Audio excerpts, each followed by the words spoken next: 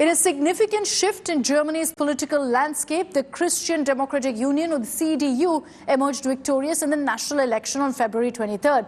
Frederick Merz is now the Chancellor of Germany. And let's tell you all about Merz and what his win means for the world.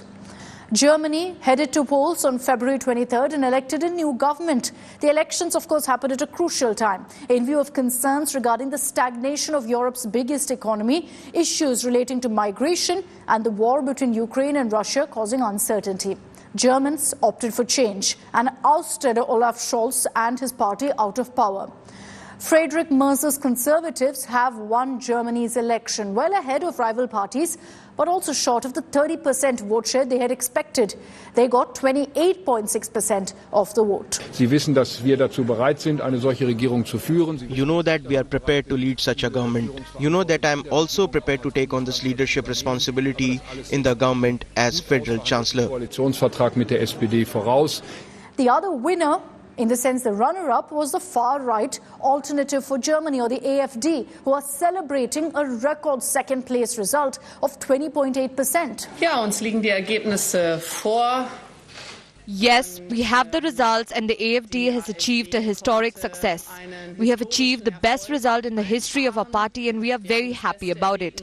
We are the People's Party, we are stable, the second strongest party in Germany, and we are on the rise. Unser Ergebnis innerhalb von 3 Jahren.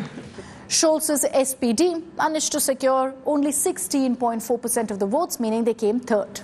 I felt it as a great honor, a great responsibility to have been able to win the federal election successfully last time, and just as I had responsibility for the success then, I of course also have responsibility for the current result.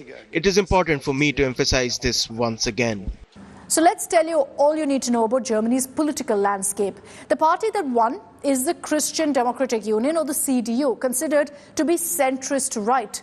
The party claims to represent, as they put it, Christian, social, liberal and conservative elements, and is considered to be pro-European. The runner-up in this election is far-right party Alternative for Germany, which you could compare to essentially what Trump's ideology is. And third place, the incumbent SPD, or the Social Democratic Party. As the name suggests, it's a socialist movement. So with this result, Frederick Merz is now the Chancellor of Germany. Hailing from West Germany, a region known to be traditionally Catholic and socially conservative, Merz has always maintained a firm conservative stance throughout his political career. Despite initial setbacks in his bid to succeed Angela Merkel as party leader in 2018 and then in 2021, Merz's persistence has paid off, and it happened in 2022 first. Taking the helm of the CDU, he promised a decisive break from Merkel's centrist approach. So under Merz now, how will Germany's stance on different global issues change? Well, Merz has always stood for a stronger Europe, so it will mean added support for Ukraine. Merz even floated the idea of a new European defence alliance to replace NATO, including nuclear cooperation with France and the UK. But just looking at the result in Germany, the rise of the far right has shifted a big change in Germany's politics. Since the Nazi rule, the right has been kept at bay. And now with the return of the right in mainstream politics, the anti-right activists believe this could harm the atonement by Germany for the Holocaust. And despite Merz's win, it's the rise of the right that's got the likes of Trump celebrating the mandate.